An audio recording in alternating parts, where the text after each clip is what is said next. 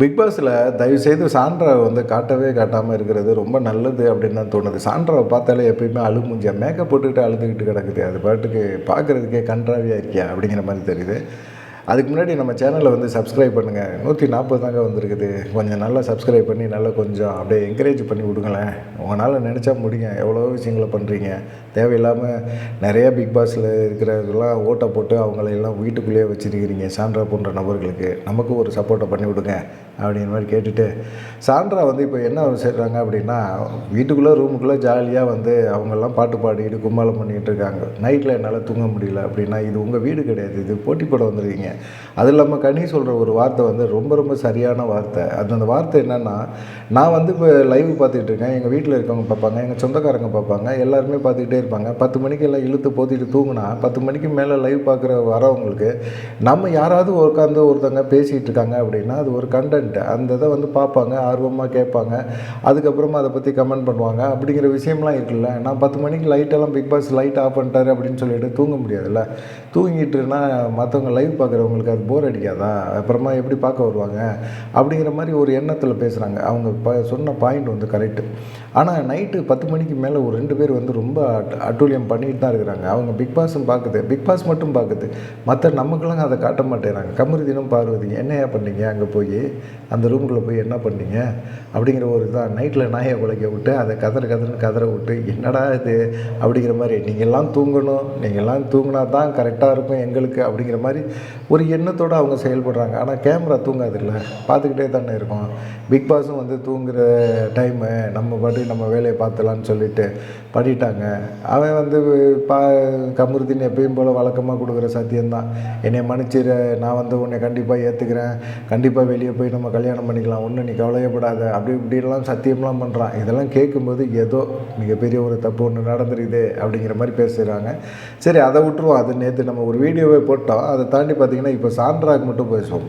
Sandra வந்து இவங்கெல்லாம் பாட்டு பாடுறாங்க, ஜாலியாக என்ஜாய் பண்ணுறாங்க அப்படின்னா சாண்ட்ரா வந்து வெறுப்பேற்றுறாங்க அப்படிங்கிறத தாண்டி இவங்க குழந்தைய வச்சு பாட்டு பாடுறாங்க அப்படின்னு சொல்லுது. ஏற்கனவே பார்த்திங்கன்னா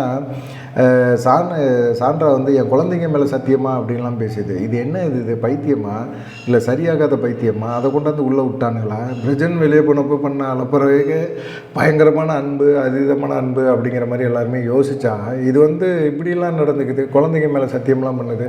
இதெல்லாம் எப்படி ஏற்றுக்கிறதுனே தெரியலையே, ஒன்றும் புரியலையே அப்படிங்கிற மாதிரி எல்லாருமே பிக் பாஸில் இருக்கிறவங்க எல்லாருமே பேச ஆரம்பிச்சிட்டாங்க. திவ்யாவும் இப்போ இந்த ஒரு போட்டியில் வந்து திவ்யாவும் சாண்ட்ராவும் திரும்ப பேசுகிறாங்க. ஆனால் வந்து பார்த்திங்கன்னா இங்கே ஒரு கான்வர்சேஷன் போகுது. இவங்க கனியை வந்து கார்னர் பண்ணியே பேசுகிறாங்க சாண்ட்ரா.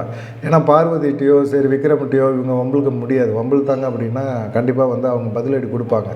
பதிலடி கொடுத்தாங்கன்னா இவங்களால சமாளிக்க முடியாது. சமாளிச்சதை தாண்டி போய் ஓரமாக உட்காந்து அழுக ஆரம்பிச்சிருவாங்க. இதெல்லாம் வந்து விஜய் சேதுபதி கேட்கவே மாட்டாரா அப்படிங்கிற மாதிரி தான் இருக்குது. எப்போ பார்த்தாலும் அழுது இதெல்லாம் மக்கள் பார்க்குறதுக்கு கன்றாவியாக இருக்கியா?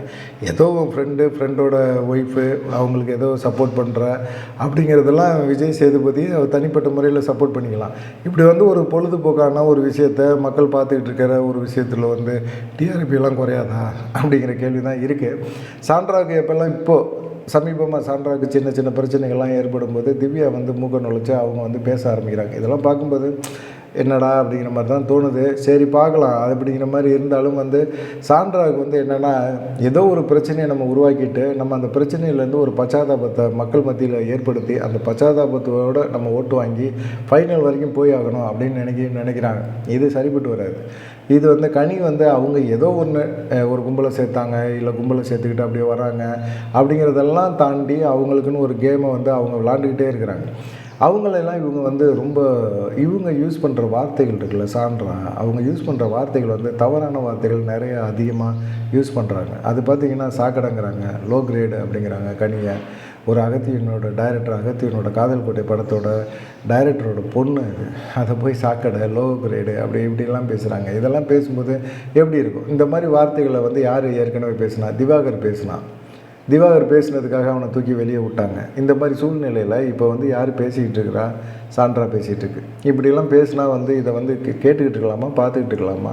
மக்கள் வந்து கண்டிப்பாக சாண்ட்ராவுக்கு ஓட்டு கம்மியாக தான் போடுவாங்க அப்படின்னு பார்த்தீங்கன்னா மக்களும் வந்து என்ன சொல்கிறது, மக்களும் முட்டாளாக தான் இருக்கிறாங்க. ஆதிரை தான் இந்த வாரம் வந்து எலிமினேஷனுக்கு ரொம்ப லோவாக வந்து ஓட்டு வாங்கியிருக்கு. 2வது ட்ரிப் எலிமினேட் ஆக போகுது போல இருக்குது. இந்த வாரம் ஆதிரை எலிமினேட் ஆகிடும் அப்படிங்கிற மாதிரி ரொம்ப இது வரைக்குமே ரொம்ப கம்மியாக வந்து ஓட்டு வாங்கியிருக்கிறது ஆதிரை தான் அப்படிங்கிற மாதிரி இருக்குது. சரி, இவங்க சாண்ட்ரா வந்து கனியை மட்டும் பேசலை, எல்லாத்தையுமே இந்த வீட்டுக்குள்ளே இருக்கிற எல்லாத்தையுமே வந்து தவறாக தான் பேசியிருக்காங்க. தவறான வார்த்தைகளை உபயோகப்படுத்தியிருக்காங்க. அந்த வார்த்தைகள் தப்பு அப்படின்னு விஜய் சேதுபதி எப்பயாவது சொன்னாரா? இந்த லிஸ்ட்டு போட்டு அவர் பேசுவாரா அப்படிங்கிற ஒரு கேள்வி இருக்குது. ரம்யாவை வந்து என்ன செஞ்சாங்க, ரம்யாவை வந்து அவங்க பேசும்போது விட ரொம்ப லோக்கலுங்க, லோக்கலுங்க அது அப்படிங்கிற மாதிரி அவங்க பேசியிருந்தாங்க. அது தவறான வார்த்தை. அதே போல் கனியை வந்து கிளவி அப்படின்னாங்க. இவங்க என்ன பெரிய மேக்கப்லாம் போடாமல் இருந்தாங்கன்னா இவங்க பெரிய அப்படியே யங்ஸ்டரா? வயசாகிடுச்சு, வயசாகிறவங்க வந்து கிளவி மாதிரி உங்களுக்கு தோணுதா? கனியும் ஒரு அழகு தான் அது. அந்த அழகை வந்து நீங்கள் வந்து கேவலப்படுத்தலாமா? நீங்கள் வந்து இளமையாக இருக்கிறீங்க அப்படின்னா நீங்கள் கிளவி ஆக மாட்டிங்களா அப்படிங்கிற ஒரு கேள்வியெல்லாம் இருக்குது. கனியும் பார்த்து கிண்டல் பண்ணுறது, அவங்க மூஞ்சியை கிண்டல் பண்ணுறது, இவங்க வெள்ளையாக இருக்கிறாங்க அப்படிங்கிறதுக்காக இவங்க அழகுன்னு அப்படின்னு கிடையாது. மூஞ்சி எப்போ பார்த்தாலும் அழகு மூஞ்சியாக வச்சுக்கிட்டு இருந்தால் அவங்க அழகுன்னு ஆகிடுமா? கனி எப்போயுமே சிரிச்சிக்கிட்டு இருந்தால் அந்த மூஞ்சி வந்து அசிங்கமாக போயிடுமா? அழகாக தானே இருக்கும். கனி மூஞ்சியும் அழகாக தானே இருக்குது. எப்படி வந்து இவங்க சொல்லுவாங்க? சரி, கனிக்கு வந்து சமையல் கட்டில் வந்து சமைக்கிறது தான் அவங்களுடைய பொறுப்பு அப்படின்னா அவங்க என்னவோ அவங்க வீட்டு வேலைக்காரி மாதிரி சமையக்காரி அப்படிங்கிற மாதிரி பேசுகிறாங்க, சான்றா பேசுகிறாங்க. இதெல்லாம் வந்து எப்படி விஜய் சேதுபதி கேட்காம இருக்க முடியும்? விஜய் சேதுபதி கேட்டு தானே ஆகணும்.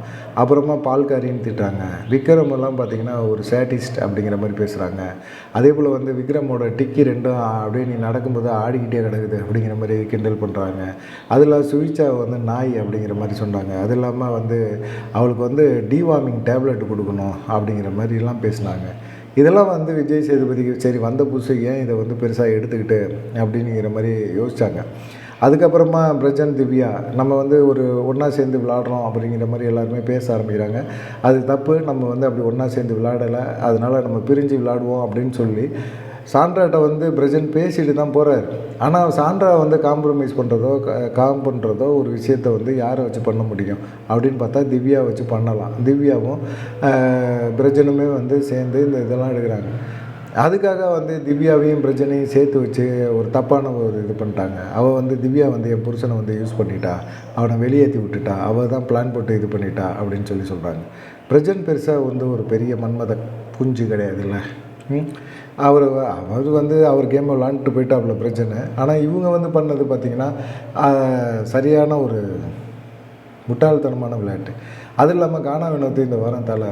ஆனால் கானா வினோத்தை வந்து தலையாக மதிக்கிறாங்களா? உனக்கு அறிவு இருக்குதா, அறிவு இல்லையா, அந்த ஆள் அப்படி இப்படிங்கெல்லாம் பேசுகிறாங்க.